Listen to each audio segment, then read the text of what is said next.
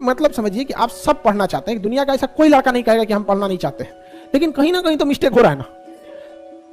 कोई कहेगा कि हम फेल होने के लिए आए हैं पढ़ना या फिर ऑनलाइन पढ़, सबका सपना है कि हम सक्सेसफुल। कुछ ना कुछ तो है जिसमें 3-4 चीज में, एक 4 तो बायोलॉजिकल समझिए। नींद का प्रॉपर होना जरूरी है, नींद नहीं होगा तो आपका मन नहीं लगेगा। यहाँ पर नींद का होना जरूरी है। दूसरा ब्लड प्रेशर, हीमोग्लोबिन और प्लेटलेट।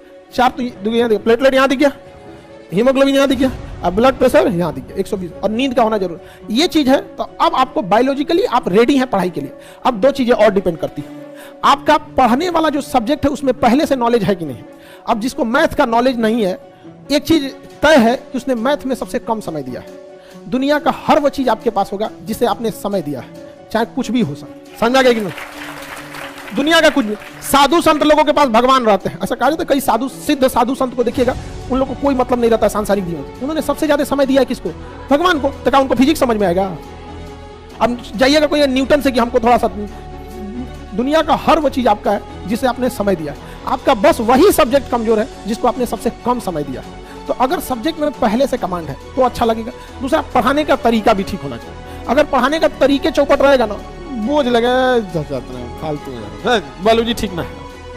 अमूमन बायोलॉजी बैकग्राउंड सबका नहीं रहता है। कितने लोग इंटर में बायोलॉजी लिए थे? इसमें बाप रे, सब लड़की बायोलॉजी वाली है सब। लड़का में कम लिया था। लड़का में हम लोग जब पढ़ते थे तो हम, अभी आप लोग का जो नया शिक्षा नीति आया वो बहुत बेहतरीन है। हम क्या क्या सब्जेक्ट लेना चाहते थे? Physics, chemistry, math, biology, geography. इस व्यवस्था नहीं था। हम क्या करेंगे इंग्लिश हिंदी पढ़ के? हमारा हिंदी लिखाई ले नहीं जाता है, क्या करेंगे? हम लिखना सीख भी गए तो क्या कर लेंगे? हमने ध्यान ही नहीं दिया।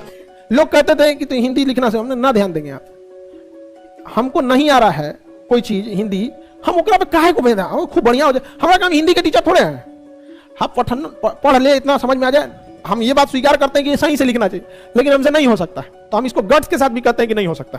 हम अपनी अच्छाई और खराबी दोनों सेम ढंग से बताते हैं कि ये मेरे में खराबी है। मैथ लिखेंगे 53 तो सोच रहा 35 लिख देंगे, उल्टा लिख देते हैं। मेरा दिमाग जो है ना कि तू उल्टा काम कर देता है।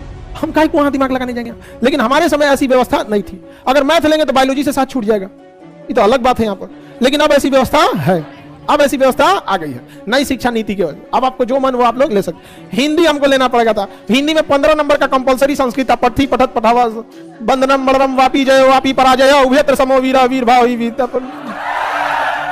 अरे 15-20 को श्लोक याद किए थे पास होने के लिए।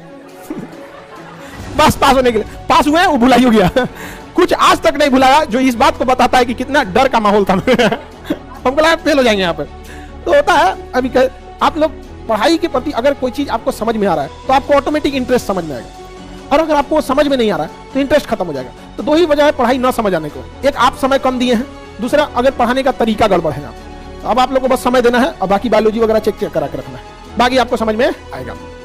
अगर आप पढ़े लिखे हैं तो यकीन मानिए, कई लोग कहते हैं कि सब लोग नौकरी करेंगे क्या?